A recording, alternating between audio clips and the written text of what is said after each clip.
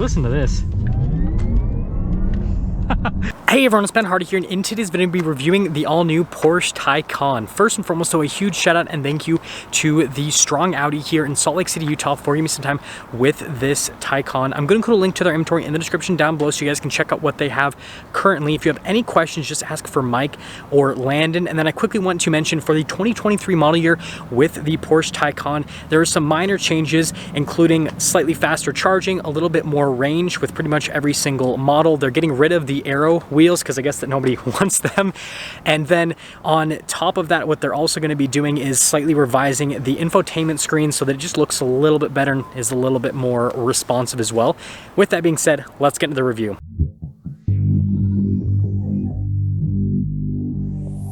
Now I'm showing you guys the key fob first off with the Taycan because it has this like strange wrap around it, which I think is interesting. And on top of that, you have a button for the frunk, which is great because you don't have to like fumble with something inside. You can just go to the key. And the frunk itself is not massive. So I actually just reviewed a new Boxster, and I think this frunk is like slightly smaller than the frunk you get with the Boxster, which is crazy because this is such a large car. But obviously you got a lot of stuff with the, you know, whole electrical system to well, take up space basically, but at least it has a frunk. Now, just like most Porsches, I gotta use both hands to close the hood.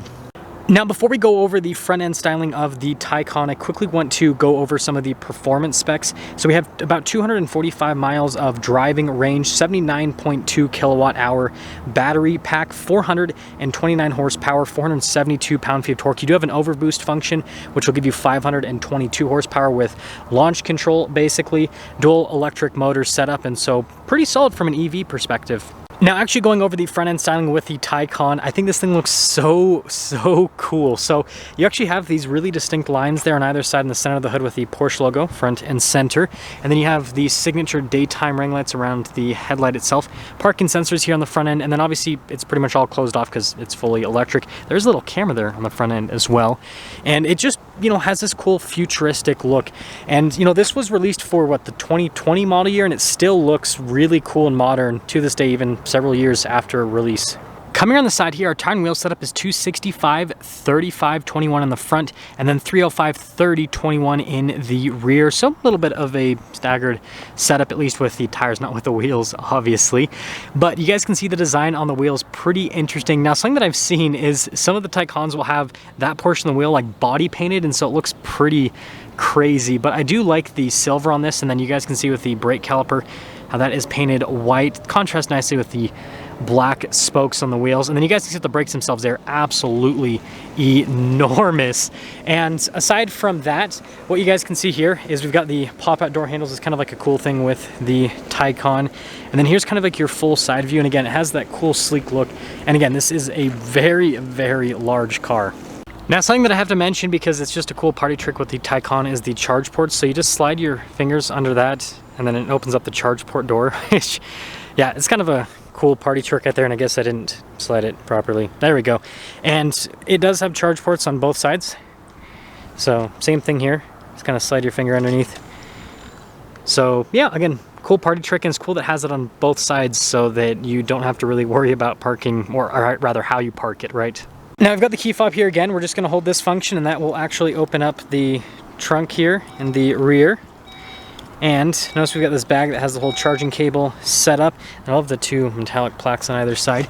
And overall storage space is actually really solid here in the rear. Notice we got a 12 volt there off to the side as well. And notice we can lock it, or we can just press this and that'll just lower it down. And now that we're here at the very back, let's go over the rear styling here on the Taycan. So first off, of course, just like most EVs, we have this like giant light bar in here. Let me pop over to the other side so you guys can see it a little bit better just with the lighting. Pretty cool setup overall. And then we do have parking sensors here at the bottom, and then, you know, obviously not a lot happening because it's a fully electric car, so they kind of like smooth things out.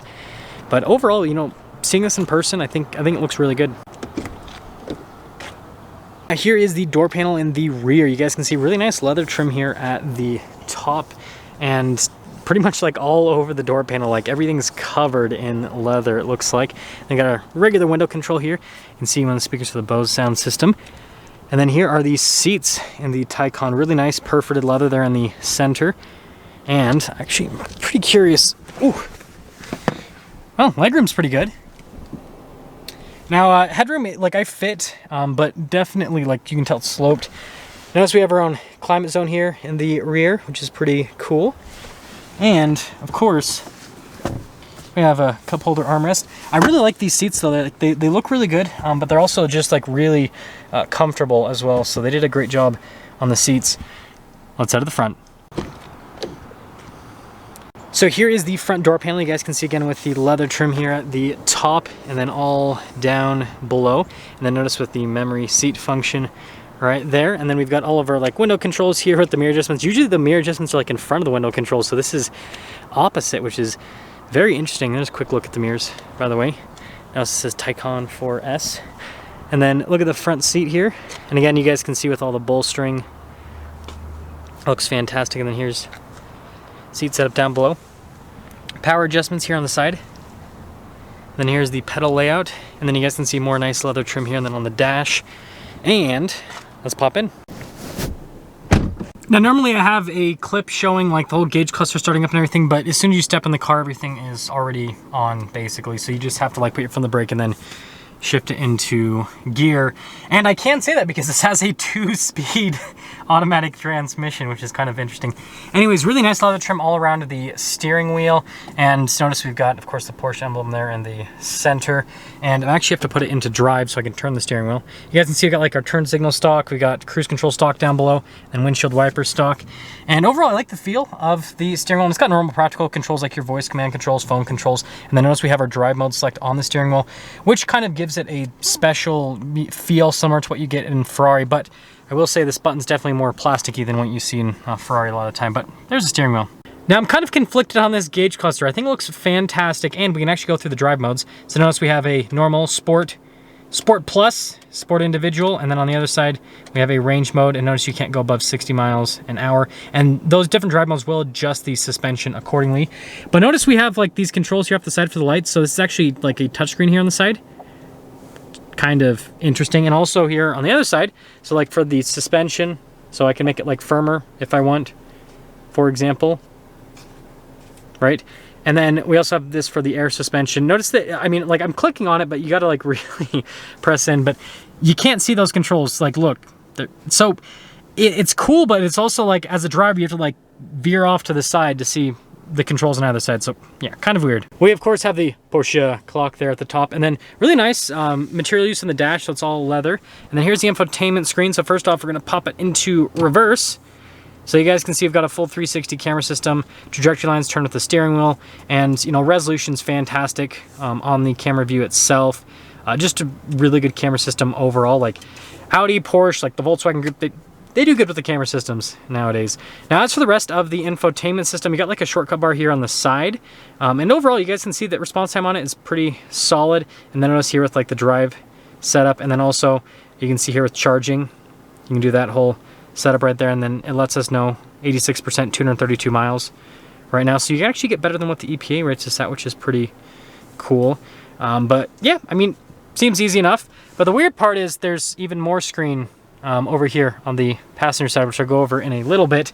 And then there's even more screen down below. There's like lots of screen action happening here in the Taycan. So this controls like some climate stuff. So for example, with the seats, and it's actually like haptic feedback. So you can't just like tap, you actually have to like click in to the button quite substantially for anything to happen. And then, you know, stuff for like the front and the trunk, for example, like your parking assistance. And so this is kind of like, I guess your, you know, climate control slash just like general like utilitarian screen is what we'll call it, if you can call it that, because it's a digital screen. And then this is like your fun media screen, I suppose. Now the next one is the passenger display, which I just turned on. And yeah, so we've got another screen over here. And this is basically a second infotainment system that, and it's cool, like you can do like the cockpit views, you can see what's happening, but it's for the passenger. It's right next to the main one, so yeah, it's got it. So it says Taycan here. We've got a couple of cup holders here, and then some more storage space just down below. And then this looks like this would be a center console, but doesn't lift up or anything like that. And then we've got the glove box down below, and popping up top, we've got like a darker colored headliner, and then You guys can see we've got this glass roof, similar to like what Tesla does with their cars. And so there you go. Now that we're done going with the interior, the Taycan 4S starts at just over $106,000 before options. And so with that being said, let's see how it drives.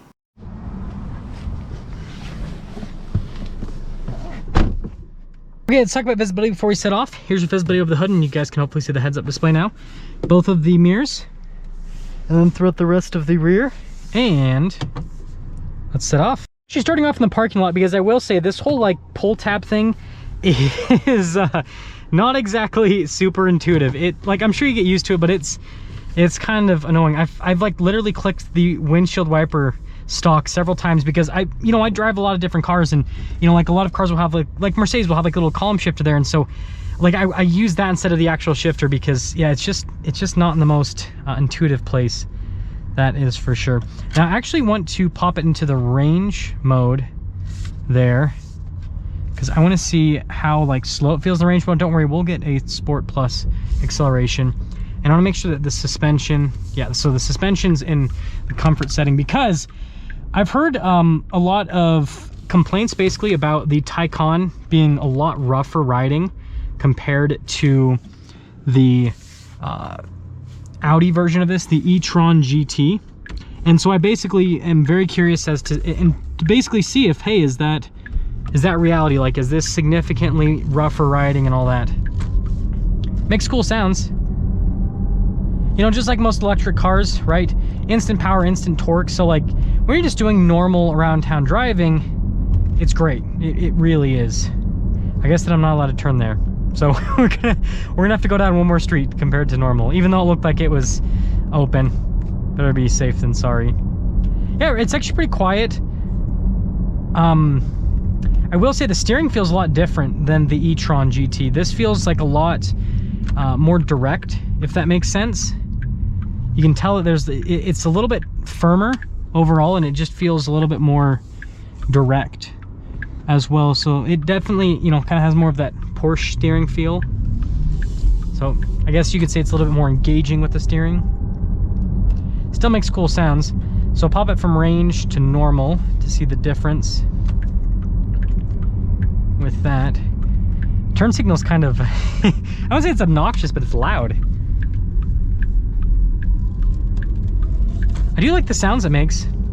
I've heard a lot of, because I've seen a few videos on this and then the Audi e-tron GT, and for a lot of people complain about the noises. It's really like, it's not bad. Like, you hear it, but I mean, a regular car, you're gonna hear like an engine doing something, and so like just hearing a little, like, it's not annoying at all. Now, from a ride quality perspective, in this normal setting, I don't think that I could complain about it. Now I actually want to pop it into the Sport Plus. There we go. So I'm gonna pop it in the Sport Plus setting. Oh yeah, so in the Sport Plus, it's definitely like super bumpy. But if you're in the normal setting, it's not bad at all. Like, I think this frankly would be a pretty dang solid daily driver. It's definitely not as smooth though as the e-tron. I feel like the e-tron's just a little bit more compliant with the suspension, but they're very close. So if you just drive one or the other, you're not going to be like, oh, this car's uncomfortable, this car's comfortable. You're going to be like, oh, both these cars are comfortable. But if you drive them back to back, you're going to be like, oh, the Audi's slightly more comfortable. And also seat comfort, like these seats are really good, but I feel like the Audi seats are also just more comfortable. You can tell that it just feels like this is more about like the sports side of things. So we're going to pop into the Sport Plus setting. It'll actually lower the suspension as well, hunker us down so that we can have better handling. Sound gets louder, so we'll get one acceleration here. Sounds like we're in a spaceship. That's cool. We are now in the future. That's what it sounds like. It sounds like I'm driving the future. That's cool. I would rather have that sound. Like, I know it's kind of loud, but I'd rather have that on all the time than no sound, because this is way more fun. Like, listen to this. Yeah, it's pretty quick. Now the only e-tron GT I've driven is the RS version, so obviously that's not a fair comparison. The RS is more like the turbo version of this. But I mean, you know, just like most electric cars, it's quick. I feel like this is quick enough. I can understand why this would be a really popular one to get. Yeah, that's good. I can understand why this would be a really popular one to get, because you still have the all-wheel drive, which, I mean, here in Utah is really important. So you still have the all-wheel drive, and it's still like, it's quick enough. So summing things up, I don't know, I kind of have mixed feelings about this. So I think this looks amazing on the outside. I do think that the e-tron looks better though in person. Like, it's weird because this is more like photogenic and videogenic compared to the e-tron, but in real life the e-tron looks better. The e-tron has more road presence. I prefer that interior. It's easier to use, and then from a driving perspective, they're really close.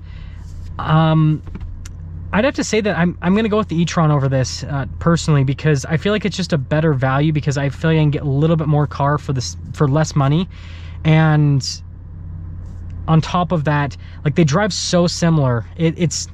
Yeah, so that's my choice. I want you guys to let me know which one you choose. That's gonna sum things up for our video on this Taycan 4S. Again, a huge shout out and thank you to the Strong Audi here in Salt Lake City, Utah, for giving me some time with this Taycan. I'll include a link to their inventory in the description down below so you guys can check out what they have currently. Ask for Mike or Landon if you have any questions. I'll see you.